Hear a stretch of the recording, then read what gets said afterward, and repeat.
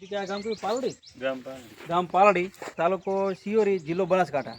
જે આપણે એક ખેડૂત છે તે હાલની અંદર બટાકાની ખેતી કરતા હોય છે, તો આપણે એમને બટાકા પણ જોઈશું. આપણે જે હાલની અંદર બટાકા છે એ બટાકા પણ જોઈ લઈશું.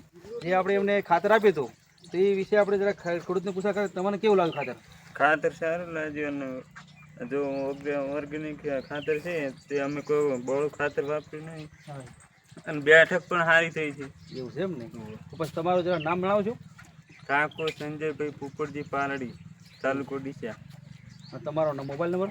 99 048 20 357. એવું છે એમ ને?